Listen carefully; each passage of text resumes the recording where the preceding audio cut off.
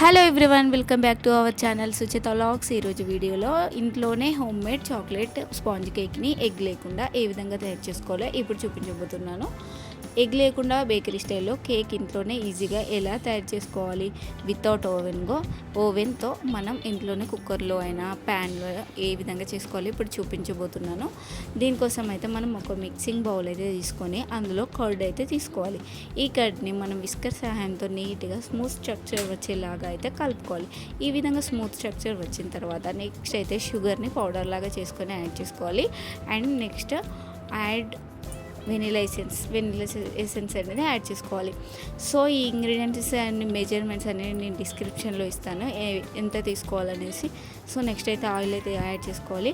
Oil కూడా మొత్తం ఈ ఇంగ్రీడియంట్స్ అన్నీ కలిపేలాగా మంచిగా విస్కర్ సహాయంతో నెక్స్ట్ మంచిగా మెల్ట్ అయ్యేలాగా కలుపుకోవాలి.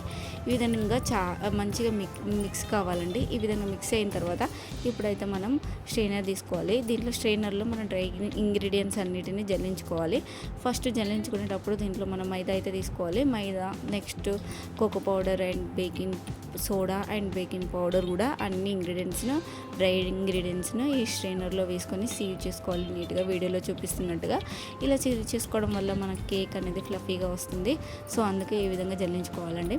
ఈ విధంగా జల్లించుకున్న తర్వాత మనం దీంట్లో కొంచెం మిల్క్ అనేది యాడ్ చేసుకుంటూ మన బ్యాటర్ అనేది కన్సిస్టెన్సీ అనేది రిబ్బన్ కన్సిస్టెన్సీ వచ్చేలాగా మనం ఈ విధంగా స్పాచులాతో నీట్గా కట్ అండ్ ఫోల్డ్ మెథడ్లో కలుపుకోవాలి.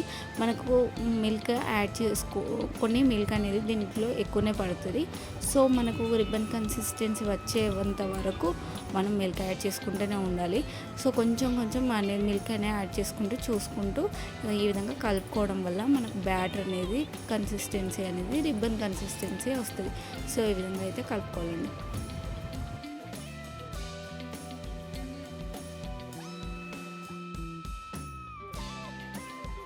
ఇప్పుడు మనకు బ్యాటర్ అనేది రిబ్బన్ కన్సిస్టెన్సీ వచ్చింది కదా. సో ఈ విధంగా ఉండాలి వీడియోలో చూపిస్తున్నట్టుగా కన్సిస్టెన్సీ అనేది. ఈ విధంగా వచ్చిన తర్వాత వెంటనే అయితే మనము కేక్ ప్యాన్ తీసుకొని దాంట్లో దానికి ఆయిల్ గ్రీజ్ చేసుకొని బటర్ పేపర్ అయితే పెట్టుకోవాలి. బటర్ పేపర్ లేకుండా డైరెక్ట్ మనకు గ్రీజ్ చేసుకొని కొంచెం మైదా జల్లించుకొని కూడా బ్యాటర్ అనేది అందులో వేసుకోవచ్చు. సో ఈ విధంగా బటర్ పేపర్ పెట్టుకొని ఈ కేక్ బ్యాటర్ని అయితే అందులో వేసుకోవాలి. ఇందులో ఇక ఈ వీడియోలో చూపిస్తున్నట్టుగా నీట్గా ఈ విధంగానే పోసుకోవాలండి. ఈ విధంగా వేసుకున్న తర్వాత నెక్స్ట్ అయితే మనం ఫ్రీ హీట్ చేసుకోవాలి. కుక్కర్లో అయినా మనం చేసుకునే ప్యాన్లో అయినా నేనైతే ప్యాన్లో చేస్తున్నాను. ఈ విధంగా ఒక ప్యాన్ పెట్టుకుని దాన్ని ఒక 10 minutes అయితే ప్రీ హీట్ చేసుకోవాలి లో ఫ్లేమ్లో. దీనిపైన మూత పెట్టుకొని మనం ప్రీ హీట్ చేసుకోవాలి. గాలి అనేది బయట పోకుండా చేసుకోవడం వల్ల కేక్ అనేది ఫ్లఫీగా వస్తుంది.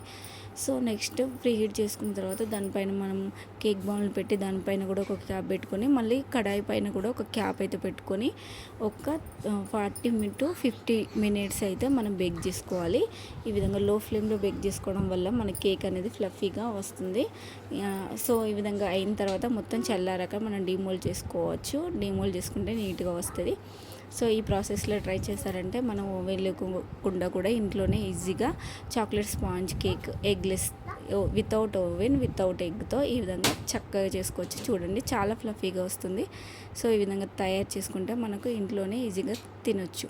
మనం మొత్తానికి ఐసింగ్ చేసుకోకుండా ఓన్లీ కేక్ని ఈ విధంగానే తినాలనుకుంటే మనం కొంచెం షుగర్ పౌడర్ అనేది ఎక్కువ యాడ్ చేసుకోవడం వల్ల స్వీట్నెస్ అనేది ఎక్కువ వస్తుంది.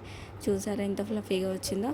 ఈ వీడియో కనుక నచ్చినట్లయితే లైక్, షేర్, కామెంట్ చేయండి. ఇలాంటి వీడియోస్ కోసం మన ఛానల్ని సబ్స్క్రైబ్ చేసుకోవడం మర్చిపోవద్దు. Thanks for watching.